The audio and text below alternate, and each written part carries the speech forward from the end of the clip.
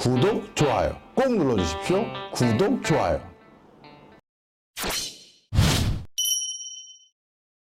안녕하세요, 박종호입니다. 자, 오늘은요 창업에 대해서 좀 독특한 말씀을 한번 드려보려고 합니다. 바로 뭐냐면요, 초기 창업 시 자신들이 초기 창업했을 때 만든 제품, 그거 구닥다리라고 해서 절대 버리지 마라, 이렇게 말씀드리고 싶어요.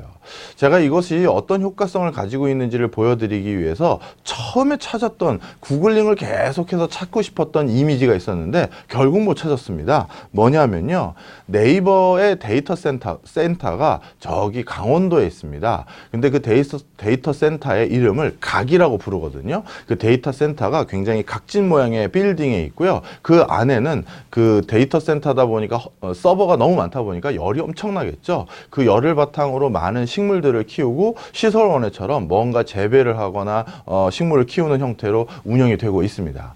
그런데 네이버의 데이터 센터를 가보면 바로 네이버라는 회사가 처음 설립했었을 때 제일 먼저 구입했던 서버가 어떤 유리곽 안에 그대로 전시되어 있다고 하더라고요.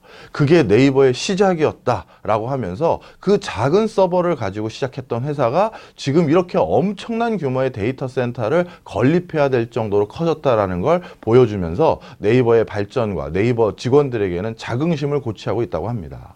지금 네이버는요, 그 강원도에 있는 데이터 센터만으로도 모자라서 제2차 데이터 센터 부지를 결정하려고 하고 있고요. 그 과정에서 제1차 교섭 대상자로 세종시를 꼽고 세종시와 굉장히 큰 부지를 가지고 지금 협상 중이라고 합니다. 자, 어떻게 보면요, 아주 미약하고 단촐했던 그 창업 초기에 자신들의 가장 중요한 물건, 그 물건을 네이버는 버리지 않았고요. 그걸 보면서 우리의 작았던 그 시작이 지금 얼마나 광활하게 바뀌었는지를 기억하면서 추억하면서 되새기고 있습니다. 그런 회사가 또 하나 더 있습니다. 바로 요건데요. 딱 봐도 고철이죠. 고철인데 이건 뭐냐 하면 바로 삼화제철소 고로입니다. 이 삼화제철소 고로는요, 포스코에서 가장 먼저 만들었던, 쇳물이 나왔던 그 용광로입니다. 자, 이 포스코가 제일 처음 만들었던 이 삼화제철소 고로, 용광로, 포스코 역시도 이 자신들이 제일 처음 일본과 우리가 수교를 맺은 대가로 받았던 그 돈을 가지고 만들었던 이 고로를 버리지 않고요, 그대로 바깥으로 이전해서 놔뒀습니다.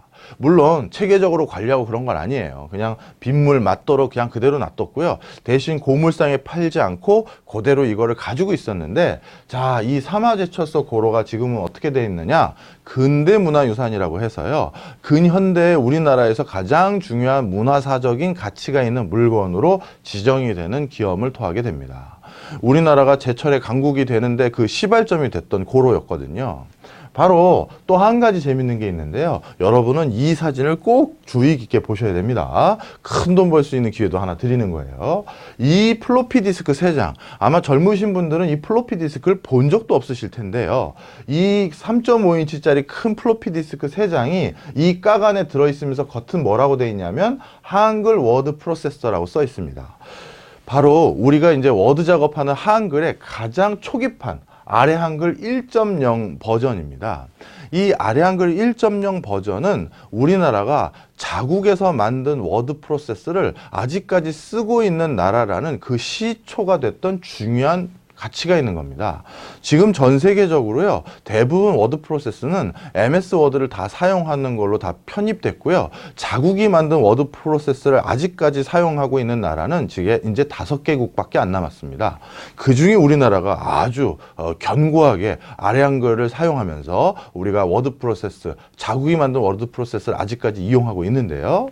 자, 그래서 우리나라 정부에서는요, 이 아래 한글 1.0 초기판을 이렇게 근현대 문화유산으로 지정해서 후대까지 길이 보존해서 전달하기 위해서 이걸 찾았는데 세상에 이걸 온전하게 가지고 있는 사람이 없었습니다. 그래서 어떻게 됐느냐, 이 아래 한글 1.0 버전을 갖고 계신 분에게 5천만 원 상금을 건 적도 있어요.